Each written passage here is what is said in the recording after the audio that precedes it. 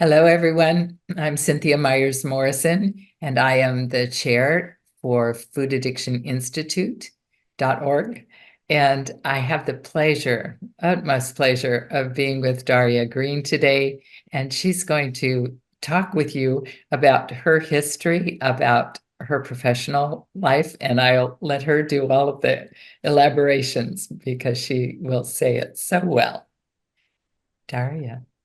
Thank you so much, Cynthia. I'm very pleased to and honored to be a part of Food Addiction Institute.org and to be a board member. And now I have a new role as a chair of the ICD DSM Committee. So I am very intrigued into moving forward and looking into the future of a food addiction movement and getting it finally recognized on official medical level, and to see it finally become a diagnosis that we can actually go then and do something about it, treat, recognize, and act upon in any kind of a medical setting. I think this is very important, and all my actions and everything I do is related to this cause. I think we're moving into a very bright future when we talk about food addiction. Thank you. Will you share some of your personal history and how you got interested in food addiction? Yes, I would. I really like to share my story, and this is it kind of illustrates why I do everything I do and why I view it as a very important topic. Sometimes people are just brushing off the fact that somebody is struggling with food or any kind of a particular food, especially sugar, because it's so socially accepted. And it's kind of a norm right now to not even overeat, but to regularly consume high amounts of sugary processed foods or any type of over-processed foods right now. So that's being viewed as sort of a norm. But I see it as a serious problem because for me, it was a very big part of a problematic life. As much as I know myself, I've always struggled with food, specifically sugary foods. And it has been a problem for me to try to navigate what to do about it, because I was concerned about finding the root cause of my issues. I was thinking that there is some kind of a time or time period where something went wrong, and then I started doing it. So I thought that if I find what was wrong with me back then, I would fix it. But now I came to realize, knowing the science behind food addiction, that it's kind of a brain disorder, and it's a chronic brain disorder and disease that I potentially was born with. It is possible, and it happens to many of the people, especially if we do our diagnostic tools and if we look at the client.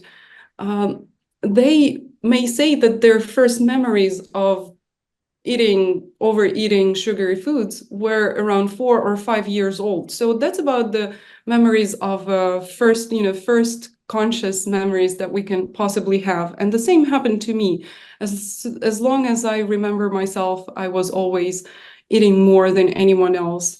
Couldn't stop eating, couldn't stop thinking about the food, no matter what I did for my whole life of 30 years. I didn't stop thinking about food, whether to stop eating it or how to eat it, or, navigating these challenges of obsession inside of my head about food was very hard.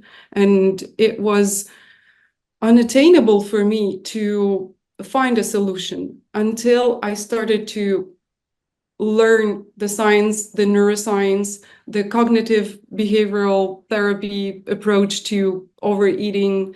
And that's how I found the solution.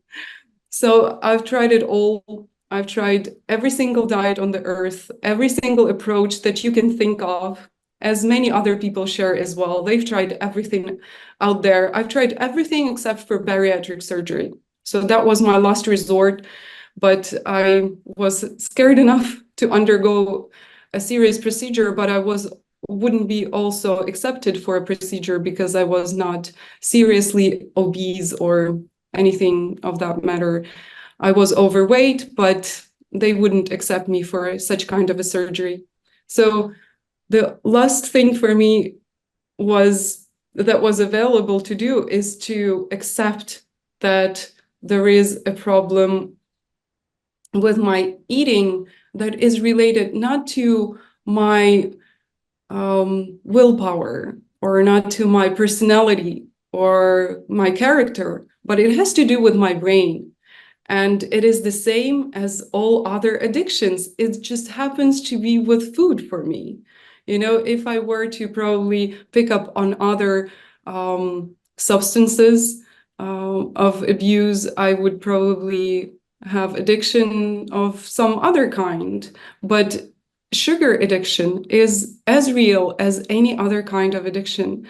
And we also have symptoms of withdrawal, of tolerance, of an inability to quit, of serious mental and social and physical struggles with abusing different kind of foods and using them in such big amounts. So my journey is long, and it took me 30 years to figure out and navigate this. But I'm here right now as a proof of the abstinence concept and the proof that sugar addiction can be put into remission and you can, live a happy life. And now, I'm considering myself like a normal person. I'm happy where I am with my recovery. And I finally found freedom and everything I was always longing for in food addiction recovery. Daria, that's a fantastic story and such a positive outcome. What were the last things that got you into recovery, and what does that abstinence mean to you today? Today, abstinence is of the highest priority for me. When I was actively using food and I was in my addiction and, I was acting out and I couldn't stop, I was undergoing this traditional cycle of control, relapse, control, relapse. It's a never-ending story. And in that cycle, it's always hard to try to accept the fact that you will one day stop and stop forever. Even if you think that you're going to quit right now, this Monday is going to be the last Monday, and this time you will succeed. There's always kind of a thought at the back of the head that one day, potentially, maybe when I'm old enough or when I'm done with my children or something else, like a romantic story that is going on in the head, that I will start using again, that I will probably try it one more time, that I will, be slim right now, satisfied with myself, and then I will probably eat my sweetest foods again. And it's the hardest concept to accept, that probably the abstinence is forever. And abstinence for me is not gray, it's black or white, it's whether I'm using or not. And abstinence is impossible when I'm trying to moderate. I've done that my whole life. I was trying to control food. I was trying to go to therapies and finding cure with eating disorder approaches, eating disorder treatments, but moderation never worked. So that was always a hope for me that I will one day learn how to eat it normally, as all other people do. But the fact for me is that I'm probably built up or was born, or my metabolism or biochemistry is not metabolizing carbs or sugars in the same way as other people might do.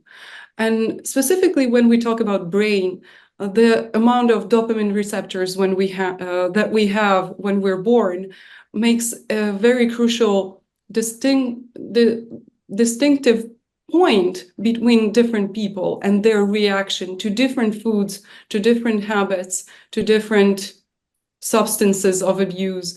So that all is a base of understanding that probably some of those foods are not meant to be in my diet ever. And I'm just the kind of person in my own biology that is not tolerating those foods.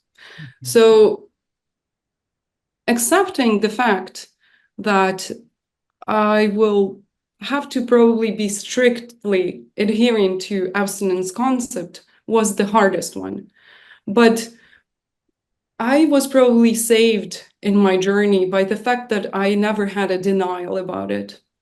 I never struggled with denying the fact that this is wrong. This is something wrong going on with me, that I'm doing something that other people don't do, and it's probably, it's best to overlook and change. And I was always trying and trying and trying to cope with it and trying to find ways of dealing with it, which is a part of the problem as well, and part of the diagnostic criteria that we have. It caused me a lot of distress. So I think I've came to a point where I realized that no matter how many times I will try again, I will always end up relapsing. So what do I do to not have this cycle anymore, to not relapse anymore, is to come to a complete abstinence. And that was the only thing that worked for me. And I would never go back. My motto right now is never again, because it's really hard to stop. It's really hard to, go back into remission. As soon as you relapse, all the thoughts and actions that you're used to have are getting back, and your personality, your addictive personality, is getting back. So I'm finding peace in my non-addictive personality, in my true self, and abstinence became of the highest priority for me before my family, even before my child. And that's something hard to accept and say, but it is true, because if we think about that, if I go back to being my addicted self, or, acting out on foods, I would not be the best mom for my child. I would not have as much of the capacity to regulate my emotions, to be patient, to fulfill all my responsibilities, and I will have this mind of obsession. And I think I don't want to have my child overseeing me in a different state rather than abstinent state. So it became of a highest priority for me. Well, and when we get on airplanes, and particularly with children, they always say to put on our masks first and then the child's. Because if we haven't taken care of ourselves first, there's no way to take care of the others, the children or spouses or other loved ones or people in the world. So we've been taught that many times on the airplane, and it's hard to put into practice, but I hear you doing it. I hear you doing it. So congratulations, really. Well, tell us a little bit about what you did for the Food Addiction Institute prior to becoming a board member, because we want people to know what the access points are for Food Addiction Institute. I was very honored to be a part of a Food Addiction Institute before becoming a member, and I would urge everyone to come be a member of the Institute, to use our resources, and to be a part of a community, because that's the place of acceptance, and it's a very resourceful place where you will find answers to every single question that you might possibly have. If you still have questions about your personal story or something that you've been struggling with.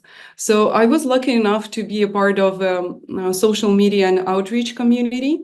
We are coming together to write our blog posts and Instagram posts and everything that has to do with telling the large population, the large community and international community about food addiction. So my biggest mission within the social media community is bringing awareness, to raise awareness about the fact that food addiction is actually not only real, but severe condition and very serious disorder, because it has a high level of mortality. If you think about that, it doesn't look like it, but it actually is, because right now the biggest risk factor for premature death for chronic disease is cardiovascular disease and cancer. So cancer, being a metabolic disease, is tied to the fact that our metabolism is impacted by the food choices or the food environment that we have, or some other kind of environmental factors, toxins and other things that are related to environmental medicine, that we have to include into understanding that it is very serious. It's not only our habits or how we want to look like in our bodies. It's not about extra weight that we have, but it's about the metabolic disorders that are driving the diseases of a modern world that are killing us more than war times did, you know. Now it's an epidemic of obesity and type 2 diabetes. And these disorders are not meant to exist. They're sort of man-made. They're pushed upon us by our food environment, by big corporations, and it's kind of hard to avoid the effects of this highly processed foods. And it's something that has become a real problem in our modern society. So a lot of scientists, a lot of doctors are working on trying to treat obesity or trying to prevent diabetes.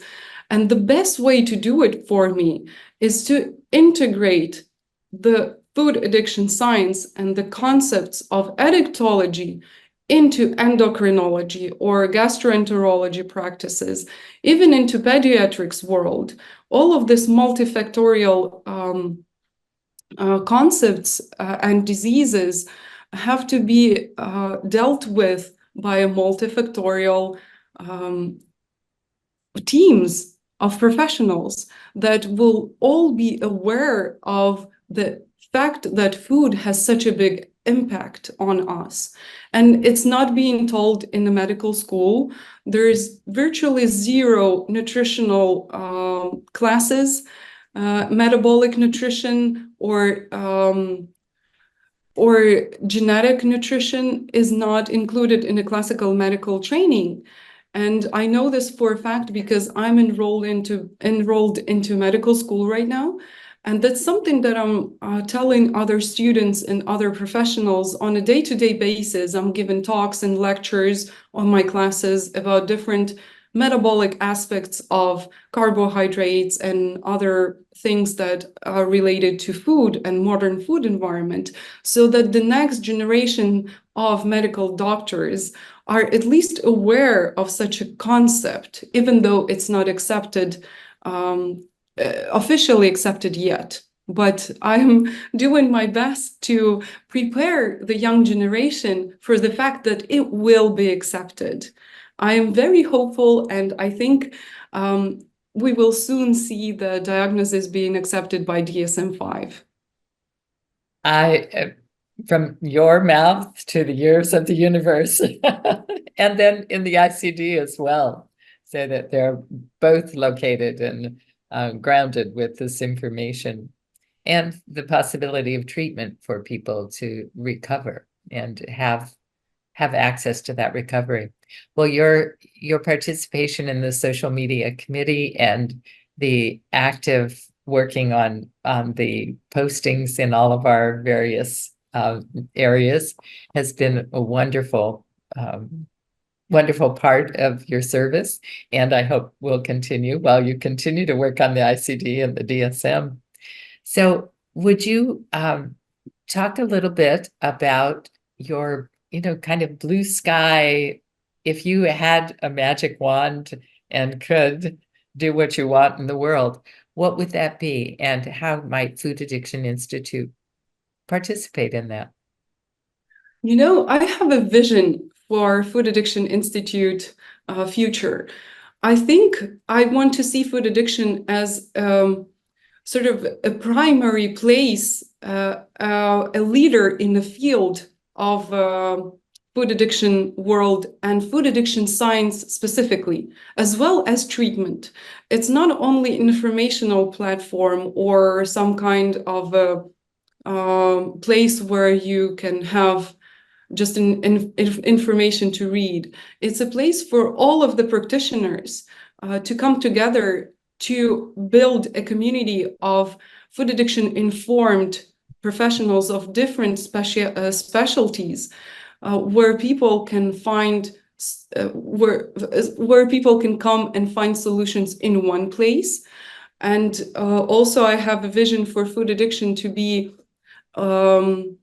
like a leader organization on the lingo and terminology behind food addiction, and a body that would combine the consensus of all practitioners and all people who are dealing right now with food addiction up to date, and taking that old knowledge and putting it in one place. And also I see Food Addiction Institute as a body that would actively engage with regulations of different countries, not only the United States, but European regulatory bodies, to influence the regulations behind the amount of sugar that is accepted as norm in baby foods or in children foods in schools, or to tax the companies of big tobacco corporations that are behind the processed foods. They're that they have so much power, and they're basically non-regulated at the moment with the amount of sugar that they can use in their products. So I see food addiction as kind of an outreach platform to various countries, to global corporations, to the leaders of the world and leaders in the science community, to form a concrete concept and diagnosis of how to proceed with our future, with our modern food environment, how to change it, and how to best treat what we already have as a problem of food addiction, substance use disorder, be it chemical or process use disorder. It doesn't really matter in my eyes, because addiction is addiction, whether it be chemical or process addiction. So Food Addiction Institute can be a group and an international community of science researchers, of medical doctors, of coaches of any kind, every kind of coach profession, who are all accepting the fact that abstinence is a solution, addictology is a solution to our eating behaviors.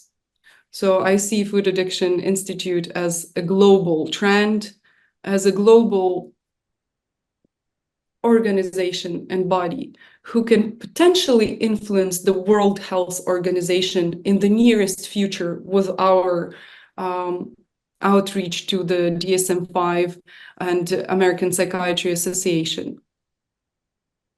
Daria, I share your blue sky vision. So that's I hope that this is something that we can be at the tipping point and move forward in these areas. So hopeful that this can be our goal and our outcome. So in terms of having committee members for your ICD and DSM committee and the opportunity to have an ongoing group of people who are synthesizing articles from scientific journals and other places that information is being brought in, we have the opportunity to place that on the Food Addiction Institute website. And if there are people who want to participate in that, how can they reach you? I think it's easy to reach me via foodaddictioninstitute.org, and all my information and profile is there. But I would urge young science professionals who are interested in the future of food addiction or researching anything that is related to food, be it eating disorders or binge eating conditions, or any kind of research that is potentially connected with food, to go check us and kind of become a part of this food addiction community to synthesize the future research that has to do with an addiction concept that's related to food. So it's not only behavioral component that we have, or kind of a hormonal component, but we have the neurobiology behind our eating habits and our drive for hunger and hunger cues. So all of this research can be viewed under the lens of food addiction. So even having the old research that we have can be kind of reviewed or redone in a better way. And that's a chance for future researchers or researchers that have been in the field already for a long time to kind of construct a new body of science study to undergo the idea that their previous study might be altered by the fact that we would include food addiction science into their previous, results of their studies. So that's one thing. But another thing is that we need active people who are not only science researchers who have an access to a lab or kind of a fancy type of human research studies, who are in the universities or kind of other university type organizations, but regular researchers who are doing any other kind of literature, work, literature research, or even journalists who are trying to publish their work on some kind of a topic. We need to include them in our commission to better synthesize what we already have, but also at the same time work on the new research that is missing. And I'm talking about the research on the treatment of food addiction. We've seen a lot of science articles on food addiction since, for about 10, 20 years already. There has been a large body of research. And we have no doubt that it's been, proven to be a concept. There is some kind of scientific stipulation still going on, but we're on kind of the edge of finishing that last bits of stipulations about food addiction being a real disorder. So, but with that, we need to think about the future. And imagine when food addiction is being accepted and becomes a diagnosis, we would urgently need a lot of research about the treatment of this new food addiction concept.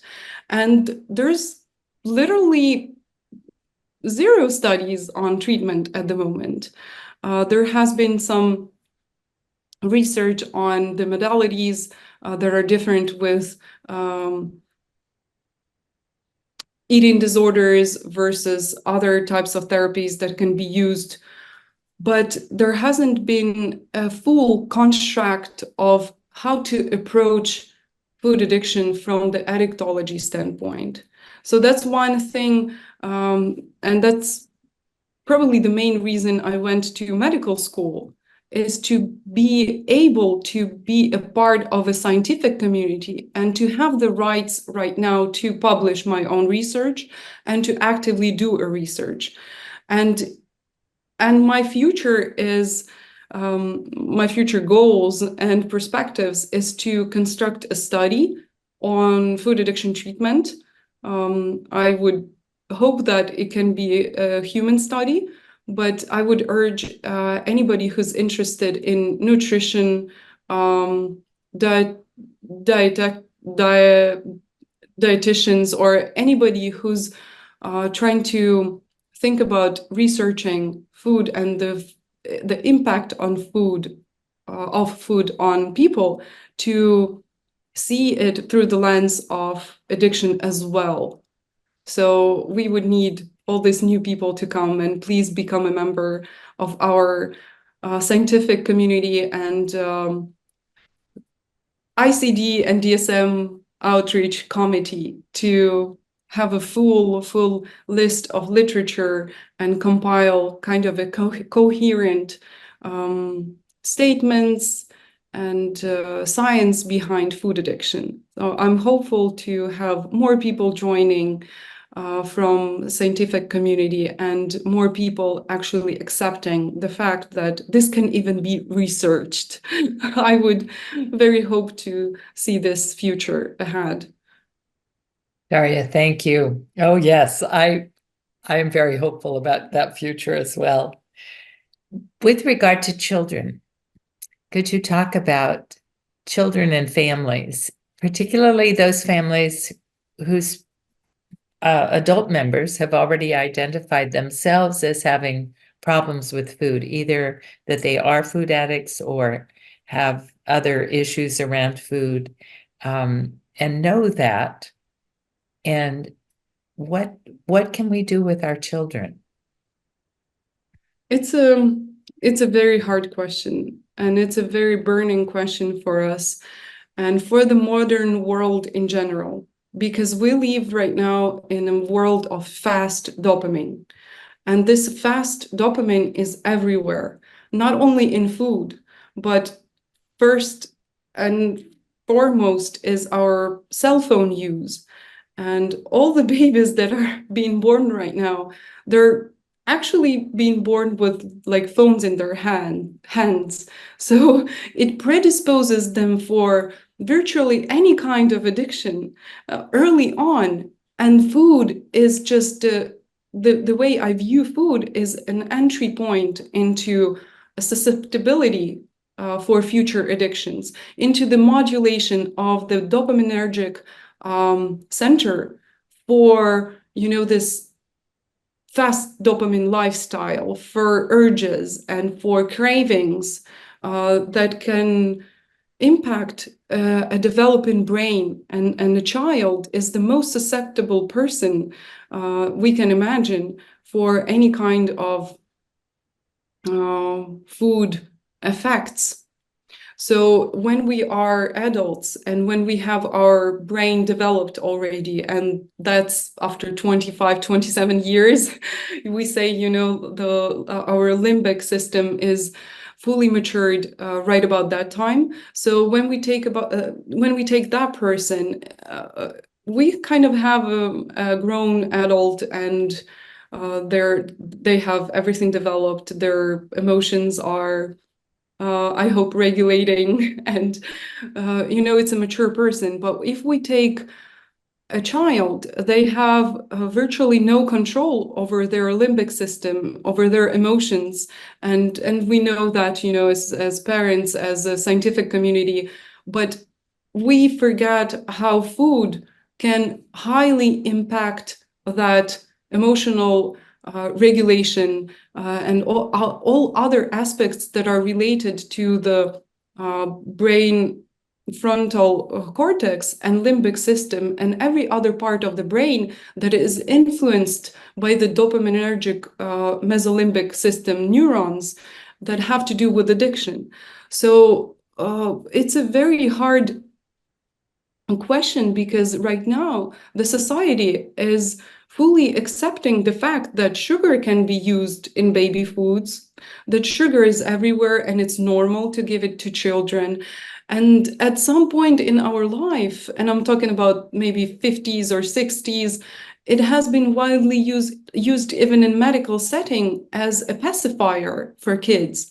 So we've been kind of led to believe that it's okay to give sugar to children. And right now we have WHO statements that it's never that it's advised to never give sugar to a child up until 2 years or 3 years old, but it's still being given by people who are not aware of the effects that sugar and processed sugar have on child's brain and psychology and all their body development. So I'm talking about insulin resistance and metabolic syndrome that we have seen largely increase in modern kids, even something so adverse as fatty liver. So we have kids even being born with fatty liver already. And what does it tell me? It tells me that this impact that children have can happen in utero. So we're talking about mother's health first. Again, mother's first before the health of a child. And that's the only way how we can break the cycle of addiction, that we can have future healthy generation of kids, is when we finally deal with women's health and when we give enough and much of attention to women's health and their eating patterns and their food addiction. And then it will transform into having a healthy child. But what happens, like you said, when the child is probably, when the child is grown up, or when parents have understood that food is problematic for them, and probably the same is happening in the child, because the family traditions, family values, the way a family eats, is having their meals and what they eat specifically is kind of like becoming a norm for this young child. So I think the best way to go from realizing that sugar is not probably the best food for young kids, young adults, and children in general, is to move away to transitioning slowly into having the home environment free from processed foods, free from packaged foods. So moving into the direction of whole natural foods, not solely plant-based. I'm not talking about plant-based diet, but natural foods and whole foods. And at the same time, trying to also teach our children and teach them concepts of real foods. So one easy concept to teach a child is that whether it's packaged or not, whether it's, how to distinguish a real food from not real and not food at all, is to see if it's packaged. If a mom cooked it and it's on the table, then it's probably real food. But if it came from a food store, from a grocery store, and if it's packaged, it has labels, if it has colors, then it's not good for them. And we can try to, incorporate some kind of studies and talks with our kids about the fact that not all foods are created equal, and some of the foods are not meant to be eaten, and that's normal. And I know a lot of the parents are concerned about eating disorders and the fact that they can, scare their kids into an eating disorder in the future.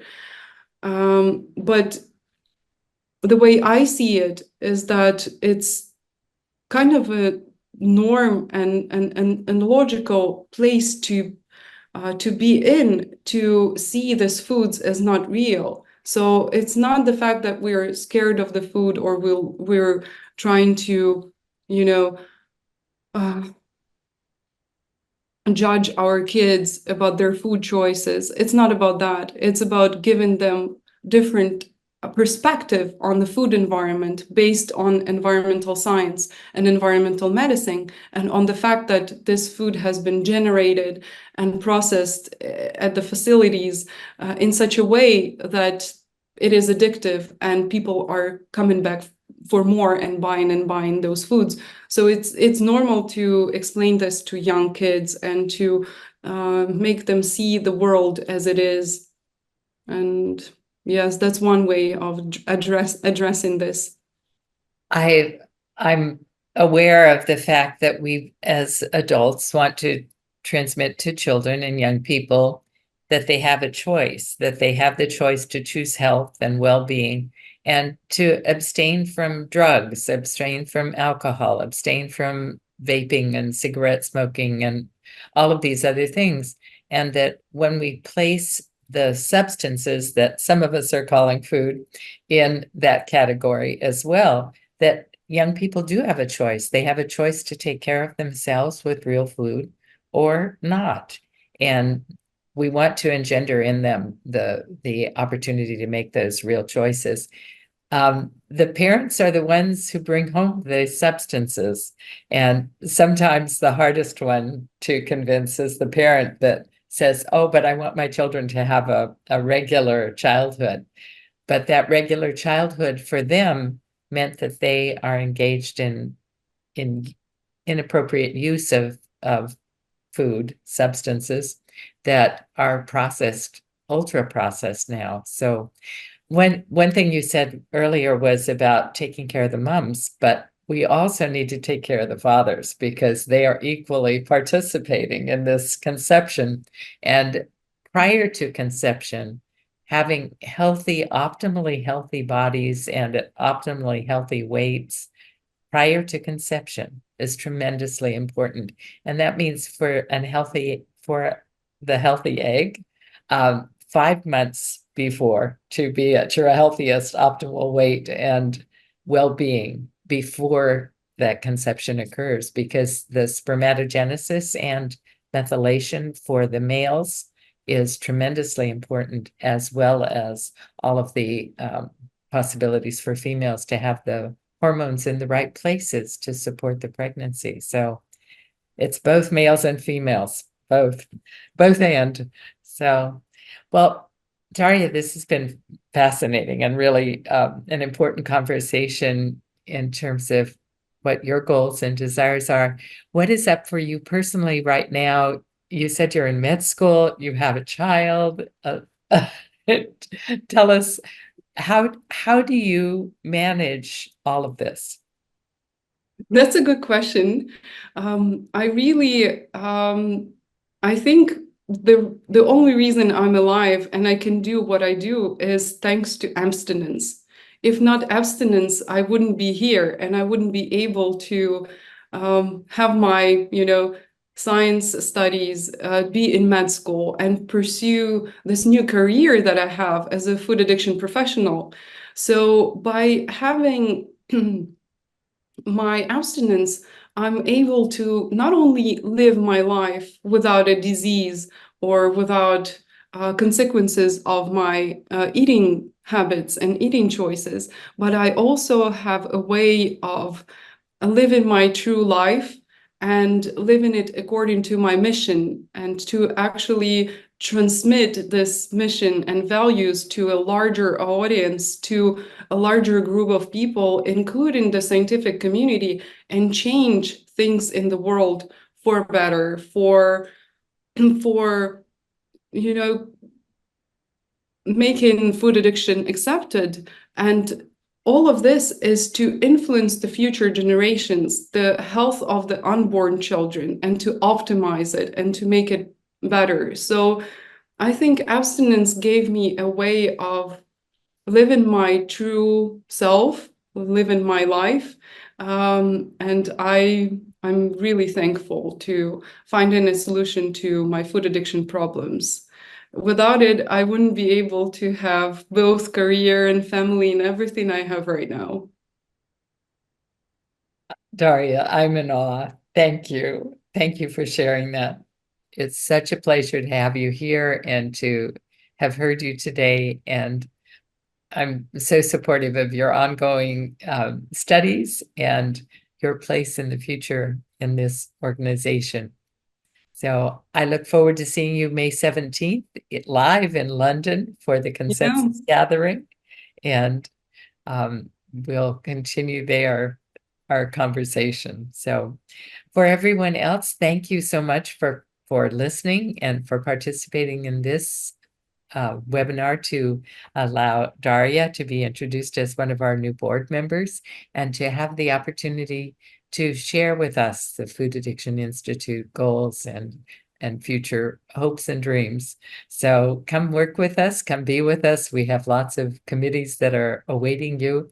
And if you have a service that you'd like to provide us, we'd be happy to hear from you.